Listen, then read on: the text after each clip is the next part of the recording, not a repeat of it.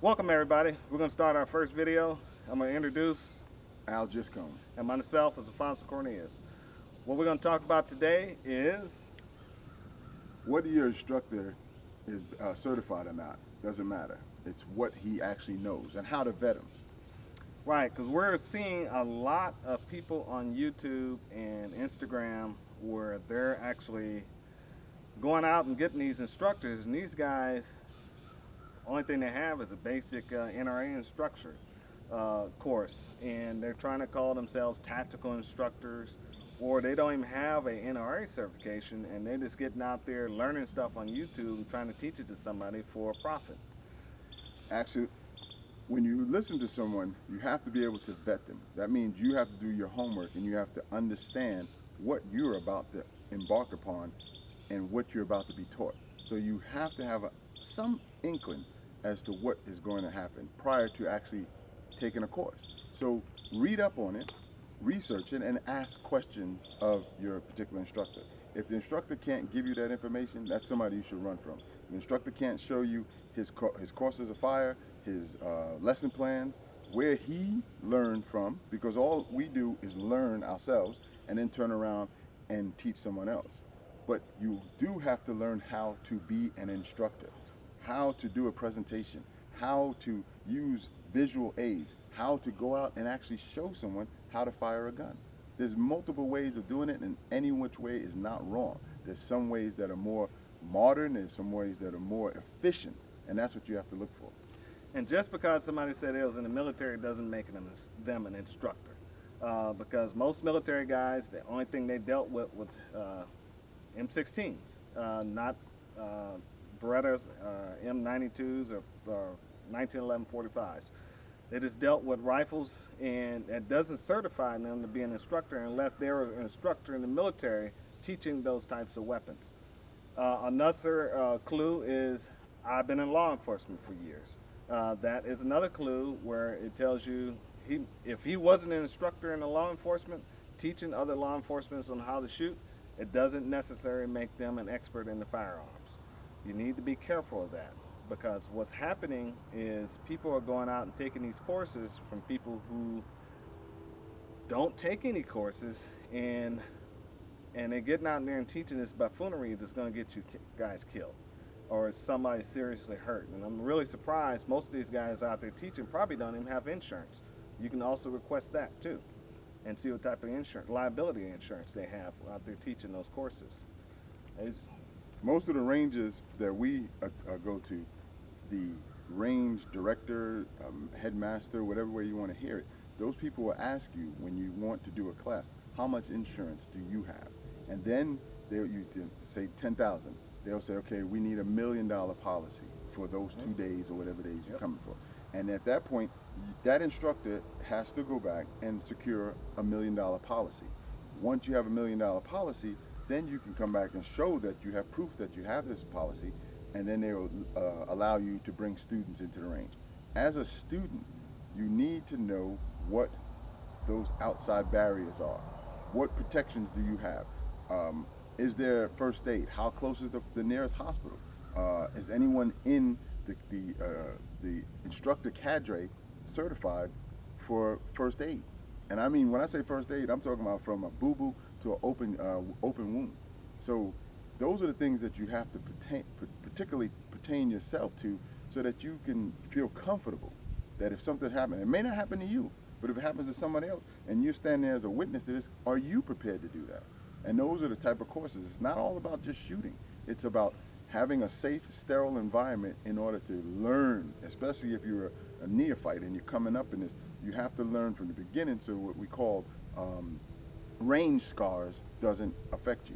So if you learn something simple, that a basic stance for firing almost any firearm is shoulder width apart, on your balls of your feet, and your weight so it forward as if you were playing any sport. And then your instructor says, put one foot in front, and you're almost like a surfboard where you're off balance. That's a clue. That's a clue. There's no gun that I could think of that any human can fire, whether it's shoulder or hand, that you would need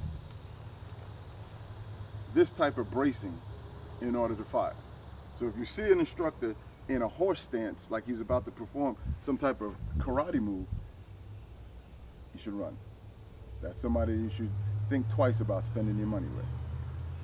And also go back to the emergency procedures. A lot of these guys, they get these medical bags, and you see them, they're buying them from online, they're buying them from certain shops. But a lot of these guys are not certified in this stuff.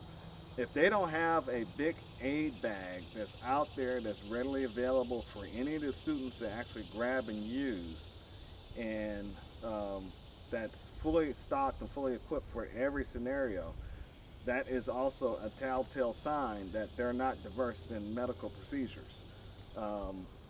What are the procedures when you go out to a range on who's going to call law enforcement, not law enforcement, but medical aid to actually, after you secure the gunshot wound or any damage you have to a person out there, how are you guys going to call 911 and to bring them out there? Who's designated to do that? Not everybody needs to get on the phone and do that, because you can actually respond on a 911 on a range a wrong way and the SWAT team will show up. So you need to be very careful in your language and how you report a injury on the range. And it should be just key personnel that should be able to do that, and because they know how to talk to the 911 operator, they know what the addresses are, and how to direct the medical service out there without having a SWAT response. You also need to look at if they have other cadre out there that's helping them out. How these guys wearing their equipment, I mean, how they look, I mean, it's a lot of different things. If you're out there doing a bunch of crazy stuff, low crawling and carrying on, which has nothing to do with the class, he's just out there that's trying to smoke you, get up and just walk away.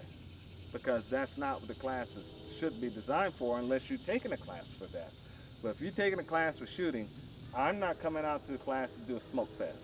I'm not coming out to the class to do 1,000 push-ups and shoot. That's not what I'm there for, not unless I know that's a part of the curriculum of the course, you know? And that leads back to finding out the lesson plan. A lot of times you ask, and I found this out personally, when I've asked people for their lesson plan, they look at me as though I'm trying to steal it. No, it's not that. If I'm going to take a course with you, I like to know your point of thought. Where is this coming from? Because just because I can draw my gun and fire around in under 1 second doesn't mean that I can show someone else. Some of our greatest athletes in a particular sport turned out to not be great managers or coaches because they know how to do it, but they can't teach someone else. And one of the greatest coaches or leaders in sports ever was a guy that sat the bench. He sat the bench and he learned from watching. And when he was able to become a head coach, he took his team to championships for years. And everybody who has any idea about sports knows I'm talking about Phil Jackson. You know, if you look at his record as a player, he was a journeyman, but he's one of the greatest coaches in our lifetime. And that comes from watching, understanding, and being able to impart his words to people and inspire them to become a team to play. So if you have an instructor who's not able to do that, and it's a matter of, say, 10 people in the class, and 7 of those people are not getting it, there's a problem. There's a problem because he doesn't know how to say it multiple ways to get all of those people involved. It's more than just shooting. The way you present it is the key. The way that people hear it is another key. Those are the things that you have to incorporate